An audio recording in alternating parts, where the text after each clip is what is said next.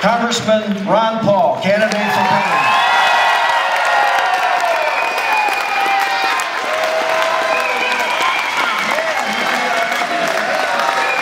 Wonderful. Thank you very much. Thank you, thank you.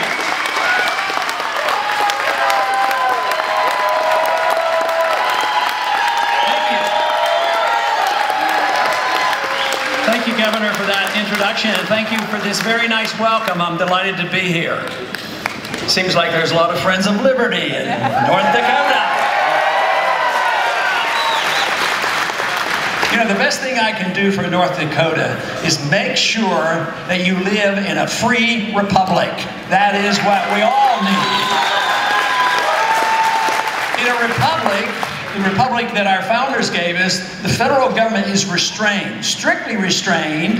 It was meant to have, you know, do a couple things like provide for a strong national defense, but not to invade a lot of countries and not to be the world policeman, but to defend this country is what they were supposed to be doing.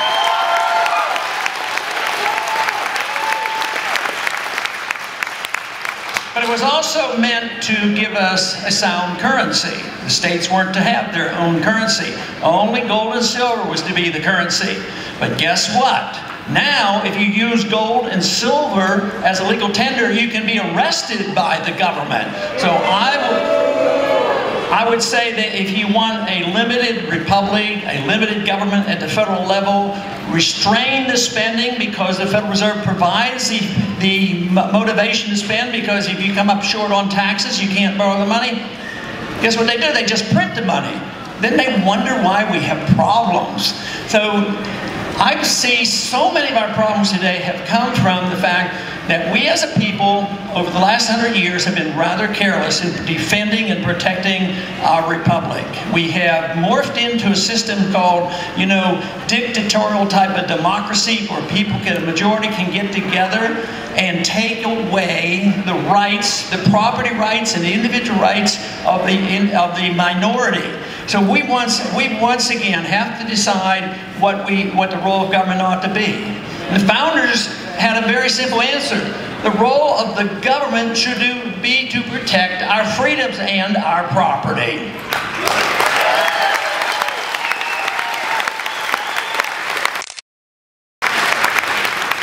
But in the last 100 years, you know, we have a lot of problems today, and unfortunately in the last 3 years, they haven't gotten any better. Matter of fact, I think they've gotten a lot worse. But to be honest with ourselves, all our problems didn't come up in the last 3 years. We've been spending too much money. Republicans have spent too much money. The debt has been around for a long time. So we have to change the philosophy of government in order to restrain the government.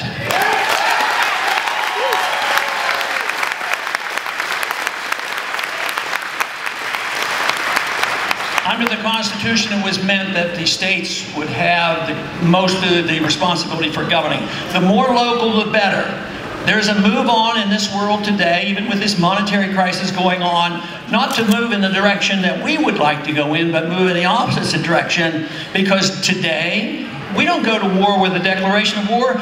We go to the United Nations. Our presidents have gone to the United Nations to get the authority to go to war. That's the wrong direction. As a matter of fact, I don't think very much of the United Nations. I just don't think we have any need to be.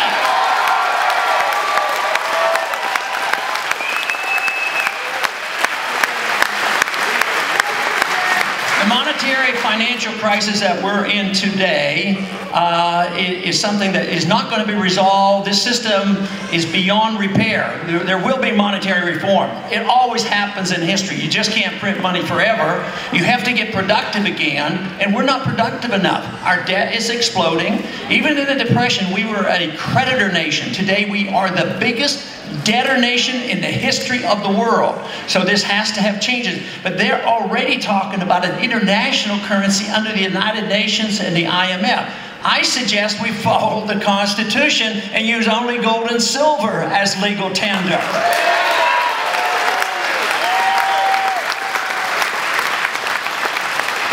Under those circumstances, you couldn't print money, and there's no authority for a central bank.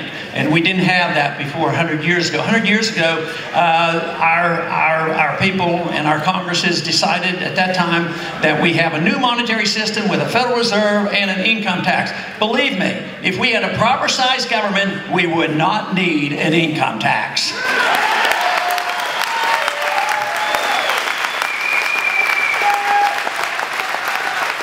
Now, another important thing that we could do if we gain this authority to do it for the state of North Dakota is lay off the mandates. The federal government shouldn't give you any mandates. It's your business how to run things.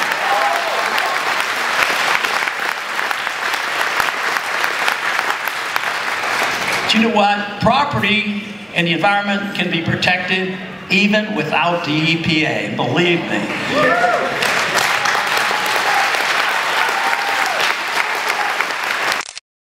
The EPA is supposed to, but all they do is give you mandates and undermines the principle of private property. I lived in Pittsburgh as a kid, and it was the filthiest city in the country, and it was cleaned up before the EPA.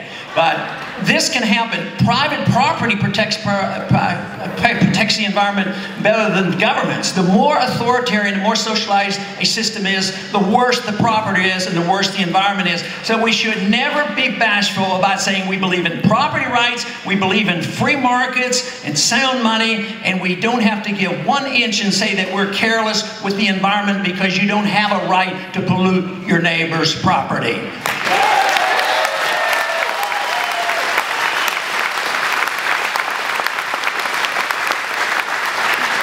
Today, one of the most important problems we're facing, and fortunately this state is doing a little bit better than some others, but believe me, we're all in this together. The country is facing a crisis because of the debt. The debt now is exploding. It's going up exponentially. It's going up $1.3, $1.4 trillion a year. And they say, well, isn't the president trying to cut some money? Isn't the Congress trying to cut some money? No, the Congress didn't do much. Super committee made a super mess out of it. And then they said there's going to be automatic cuts of $1.2 trillion over the next 10 years. What they didn't tell you is there were automatic increases of $9 trillion over the next 10 years, which means that they're cutting it from 9 down to 8. Well, if they cut $1 trillion over a 10-year period, that means $100 billion every year. But guess what? Our national debt is going up $100 billion every month.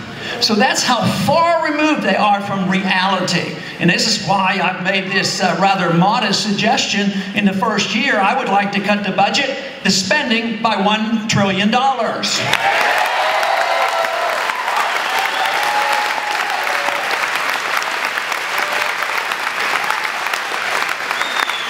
there's no way you can cut spending if we as a people say that what we want from our government is the entitlement system, cradle-to-grave welfare, and believe that entitlements are rights, and that we have an obligation to be the policeman of the world. We have an obligation to settle all the disputes and go into nation building. That is not in the Constitution. It undermines our defense. It does not help us.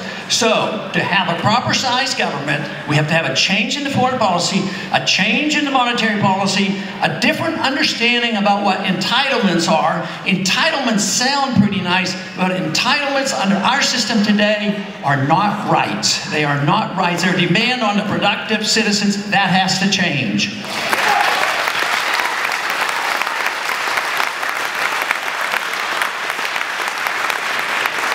But the real issue is the understanding of liberty. This is the purpose of a free society and a republic, to protect individual liberty. We have to understand where it comes from. Liberty and our lives obviously do not come from the government. Our lives and our liberties come from our Creator, not from our government.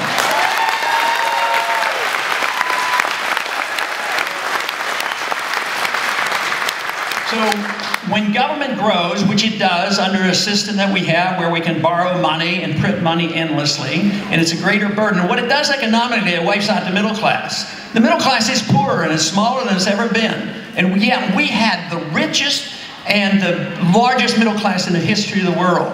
But today it is shrinking. Productivity is going down. Our debt is exploding. But when government grows, liberty is diminished. So what we have to do is restate the position and get our confidence back that a free society works. Most of the time they tell us, if you believe in freedom, they say, oh, you don't care about people. You're going to let people just lie in the street and die.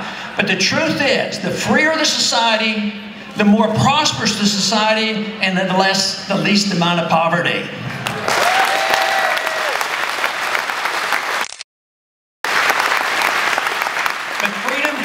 Free market and property rights and contracts rights and sound money, limited government, sensible foreign policy. But also freedom does something else. And this is one of the reasons why I get so excited about fighting for the cause of freedom. Is I am convinced that when you understand the concept of freedom, it brings us together. Because we don't see things as groups, we see things as individuals. And what I would like to see is a society that protects each and every one of us so that we have the rule of law defending us, not because we belong to a group. We all should be treated as individuals. Groups should never be punished because they belong to a group, but groups should never get benefits because they belong to a group either.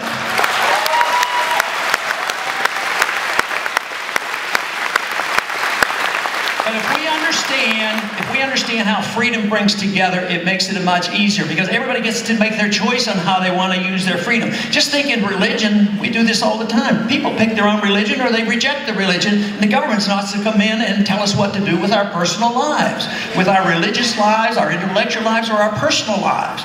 In this way, people should come together and join the cause of liberty regardless of how they want to use their liberty. But if they use their liberty carelessly, and they don't do well, they have no right to come back to you and demand that you bail them out as our big corporations and banks have been doing.